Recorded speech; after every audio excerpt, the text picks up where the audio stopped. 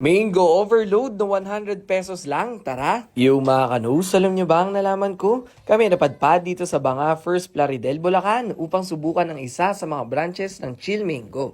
You can try their best sellers starting with Mango Plain na may pearls na agad for only 45 pesos lang. O di ba? Very budget friendly. If you want something sweet, go with Caramel Mango Graham Medium for only 70 pesos. If fan ka naman ng Biscoff, try their Mango Biscoff Shake na 95 pesos naman.